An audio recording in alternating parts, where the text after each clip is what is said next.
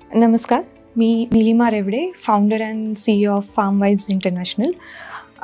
मी आत्ता सध्याच import export ह्या बिझनेसमध्ये काम चालू केलं आहे. मला असं वाटतं की जेव्हा नवीन बिझनेसमॅन किंवा बिझनेस वुमन ह्या क्षेत्रामध्ये किंवा कोणत्याही बिझनेसमध्ये उतरते तेव्हा बरेच चॅलेंजेस त्यांना फेस करावे लागतात. स्पेशली जर महिला असेल तर खूप बॅरियर्स आपल्याला फेस करावे लागतात. आणि ह्याच ह्याच्यामध्ये MCCIचं आपलं जे मराठा चेंबर आहे त्याची मला खूप जास्त मदत झाली. जेव्हा मी ठरवलं की मला इम्पोर्ट अँड एक्सपोर्ट ह्या बिझनेसमध्ये यायचं आहे तेव्हा ह्यामध्ये गायडन्स कोण करेल, ऑथेंटिक बायर्स कसे शोधायचे, डॉक्युमेंटेशन कसं करायचं, कुठले डॉक्युमेंटेशन हवेत ह्याचं काहीच नॉलेज नव्हतं. तेव्हा मी ठरवलं की मला गायडन्सची तर खूप गरज आहे. अशा वेळेस मी इंटरनेटवर जेव्हा सर्च केलं तेव्हा MCCIचं जी वेबसाईट आहे किंवा त्यांचे जे सोशल मीडियाज आहेत त्याच्या थ्रू मला MCCIबद्दल कळालं. आणि जेव्हा मी इथं आले, व्हिजिट केली, तेव्हा मला ओमानच्या डेलिगेशनबद्दल कळालं.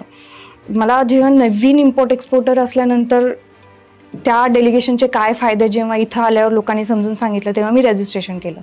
आणि तिथे गेल्यानंतर मला असं वाटलं की त्याचा मला नक्कीच खूप फायदा झाला. तिथे असणारे face to face meetings, buyer sellers meetings असू दे किंवा तिथे जे मार्केट व्हिजिट्स झाल्या आणि मार्केट व्हिजिट केल्यानंतर माझा एक पर्स्पेक्टिव्ह तयार झाला, एक कॉन्फिडन्स माझ्यामध्ये क्रिएट झाला की नक्कीच मला याचा फायदा होईल आणि मी ह्या बिझनेसमध्ये उतरू शकेन. पण ह्याच्याही पुढची प्रोसेस असते की डॉक्युमेंटेशन कसं करायचं किंवा याची पुढे प्रोसेस कशी करायची. याच्यामध्ये मला MCCIने खूप हेल्प केली. मला असं वाटतं की इथे आपल्याला एन नंबर ऑफ अपॉर्च्युनिटीज आहेत, स्कोप आहे, प्लॅटफॉर्म आहे जिथे तुम्हाला प्रत्येक गोष्टीचा गायडन्स दिला जाईल.